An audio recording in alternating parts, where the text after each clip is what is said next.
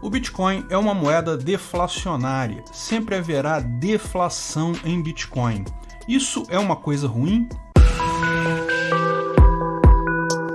Esse é o Visão Libertária, sua fonte de informações descentralizadas e distribuídas. Os conceitos de inflação e deflação são geralmente mal compreendidos por leigos e economistas keynesianos. A inflação e deflação refere-se exclusivamente ao aumento ou diminuição da quantidade de dinheiro, de moeda em circulação na sociedade, na economia. Se você lê notícias na mídia tradicional, pode se deparar com expressões do tipo: a inflação do tomate aumentou X% este mês, ou a inflação dos bens alimentícios foi de Y% no ano. Essa é a definição errada de inflação, como significando aumento de preços. Aumento de preços no mercado pode acontecer por uma infinidade de motivos e a inflação é apenas um deles. Por exemplo, a maior parte das vezes que um produto aumenta de preço no mercado é devido a ajustes na curva da oferta e da demanda. Se a produção de tomates teve uma quebra no ano, talvez uma grande seca que fez diminuir a quantidade de tomates produzidos, isso significa que existe agora uma menor oferta para a mesma demanda de antes daquele produto. A curva da oferta caminha para a esquerda e o preço do tomate sobe. Isso não é inflação do tomate, isso é apenas o mercado fazendo seu ajuste normal. Da mesma forma, se aconteceu uma pandemia e as pessoas começaram a querer comprar mais álcool em gel, a oferta de álcool em gel ficou a mesma, mas a demanda por esse produto aumentou.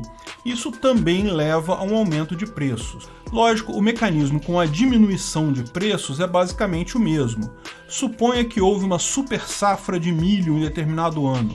A oferta aumentou muito, mas a demanda continua a mesma, o preço cai. Da mesma forma, quando foram lançados os smartphones, as pessoas não queriam mais telefones com teclado. A demanda diminuiu para esses produtos, como se manteve a oferta fixa, o preço caiu e caiu bastante. Esse tipo de coisa, de novo, não é inflação ou deflação.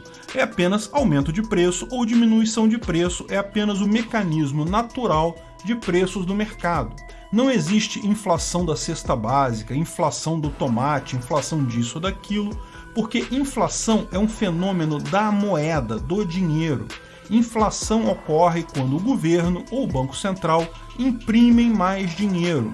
Como a moeda pode ser entendida como o valor de todos os bens e serviços disponíveis no mercado, se você aumenta a quantidade de moeda, todas as coisas agora valem mais moeda. Você precisa de mais moeda para comprar a mesma coisa. Isso é inflação. Porém, é importante notar que, com o passar do tempo, ocorre aumento da produtividade na sociedade. A sociedade passa a ter mais bens para vender, mais serviços para oferecer. Se você tem agora mais produtos e serviços para a mesma quantidade de dinheiro, acontece a deflação. Cada produto ou serviço é mais barato agora. Bancos centrais tipicamente têm o controle de emitir moeda para contrabalançar um efeito pelo outro. A ideia é que eles emitam moeda apenas na quantidade correta para evitar a deflação, ou seja, para acompanhar o crescimento normal da economia. Eu estou simplificando aqui, tá? Tem que se considerar ainda a velocidade de circulação da moeda, mas isso é só um detalhe. Para o nosso entendimento, dá para ser feito com essa visão. A justificativa para o Banco Central manter a inflação e deflação em zero é que o ambiente de negócios fica mais fácil assim. É muito mais simples fazer contratos, empréstimos, negócios em geral, com os preços mais ou menos equilibrados, valores fixos na sociedade. Porém, tem um problema aí, porque o dinheiro novo criado pelo Banco Central ou pelo governo não é distribuído para toda a sociedade automaticamente para evitar a deflação. Ele é impresso e dado ao governo, que vai gastá-lo onde achar melhor. Como o dinheiro será injetado na economia em um lugar específico, talvez no salário dos funcionários ou nas compras do governo ou um novo investimento feito pelo governo, Essas pessoas que tiveram acesso a esse dinheiro novo primeiro acabam ganhando em relação ao resto da sociedade. A inflação monetária, mesmo quando feita para manter o equilíbrio da moeda, também ajuda o governo e também penaliza o indivíduo. É o chamado efeito Cantillon. Quando o dinheiro novo é criado numa economia, quem recebe aquele dinheiro primeiro acaba tendo uma vantagem sobre quem recebe o dinheiro por último. E o governo, como é quem cria o dinheiro, é quem primeiro recebe, acaba tendo também aqui um imposto inflacionário, mesmo com a inflação zero. Mas essa situação toda é ainda pior, porque economistas keynesianos afirmam que um pouco de inflação é algo positivo em uma economia. A justificativa deles vai mais ou menos na seguinte linha: o que gera valor em uma sociedade são as trocas voluntárias, é o comércio. Isso é um fato, já explicamos isso no vídeo Como Gerar Riqueza, lá no canal Ancapsu Classic. Então, na visão desses economistas, é importante incentivar pessoas a gastar seu dinheiro. Uma das formas de se fazer isso é garantindo que o dinheiro perde valor com o tempo. Como ele terá essa pequena inflação, vai perder valor com o tempo, é interesse das pessoas comprar as coisas o mais rápido possível para não ficar com o dinheiro parado e perdendo valor. Pior, no caso de deflação, dizem esses economistas, todos ficaríamos tentados a poupar demais. Por que eu vou comprar uma coisa hoje se eu posso comprar ela mais barato no ano que vem?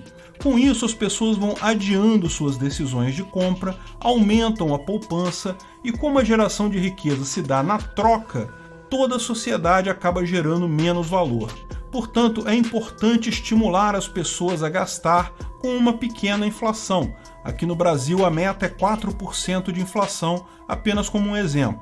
A explicação para isso, portanto, não é econômica em si, é psicológica. Trata-se de incentivar pessoas a gastar dinheiro o quanto antes para gerar mais riqueza com trocas em toda a sociedade.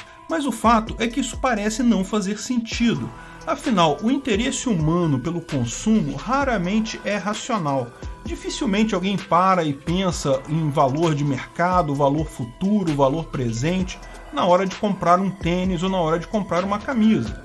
Você acaba gastando seu dinheiro justamente porque precisa do tênis ou precisa da camisa, ou porque gostou do tênis e gostou da camisa e quer ter aquilo.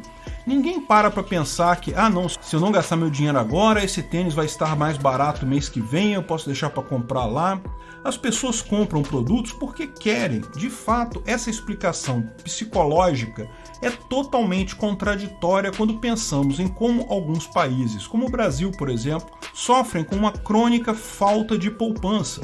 Como as pessoas não têm costume de poupar aqui, isso gera dificuldade de acumulação de capital, que é algo necessário para investimentos significativos. Isso acaba, na verdade, prejudicando toda a economia. No final das contas, esse tipo de explicação falha até quando observado na prática, no caso concreto, por exemplo, dos itens de informática e celulares. Embora a inflação da moeda aconteça no mesmo ritmo, em alguns setores da economia existem ganhos de produtividade muito mais acelerados, como por exemplo é o caso da área de tecnologia. Computadores, discos rígidos, memória e até celulares são coisas que, tipicamente, os preços caem todos os anos. Hoje você compra um HD de 8 TB por metade do que precisava para comprar ele ano passado. O celular iPhone 12 lançado pela Apple esse ano vai estar custando provavelmente 70% do que custa hoje, ano que vem. Então já existe deflação nesse mercado. E, no entanto, as pessoas todos os dias compram HDs, compram memórias, compram outros itens de informática, compram iPhones, mesmo sabendo que ano que vem essas coisas estarão mais baratas. Porque elas precisam dessas coisas agora, porque elas querem comprar isso agora. O efeito psicológico aqui é simplesmente nulo, não faz nenhuma diferença. Essa balela de que informação é uma coisa boa e moedas deflacionárias são ruins não resiste a qualquer argumento lógico e a essa constatação de que isso já é provado errado no dia a dia em todas as lojas de informática. Esse mito só se mantém na cabeça de alguns tantos economistas tal como tantos outros mitos em economia, porque, no final das contas, ajuda o governo. Sim, como explicamos, mesmo quando o governo imprime um pouco de dinheiro só para manter a estabilidade da moeda, para atingir a meta de inflação, ele está ganhando dinheiro com isso. Ele está cobrando o imposto inflacionário. Todo mundo está perdendo dinheiro para o governo e as pessoas mais próximas ao governo, que recebem esse dinheiro primeiro, ganharem um pouco mais. A única forma de fazer isso sem se beneficiar seria imprimir dinheiro e aumentar proporcionalmente o valor de cada moeda na carteira de cada pessoa que tem aquela moeda.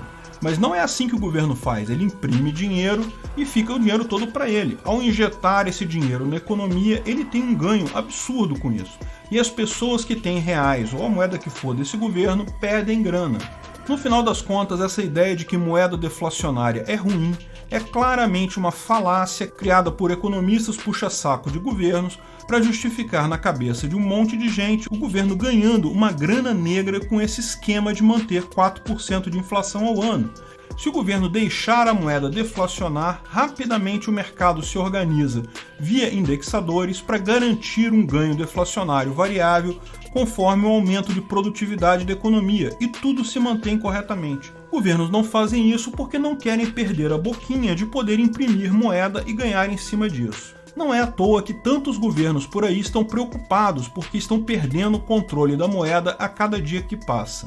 No final das contas, o caminho é irreversível. O governo, como conhecemos hoje, está fadado a desaparecer em pouco tempo porque, mesmo que continue tributando, o mero fato de não contar mais com o imposto inflacionário garante que o tamanho dele precisará ser muito reduzido. Certamente impossível manter a coação legal como existe hoje, ainda mais se você acrescentar que moedas criptográficas têm a capacidade do governo tributar também grandemente reduzida. E se você encara isso hoje como um problema real, você sabe já como se proteger disso. Invista em imóveis, invista em Bitcoin, invista em ouro e outros metais que podem ser também importantes. Só não tenha investimento em títulos de países ou obrigações ligadas à moeda. Em moeda estatal de fato, nada. Quem ainda acredita em papelzinho colorido lastreado em honestidade de político vai pagar um preço caro por esse erro muito em breve. Obrigado por sua audiência.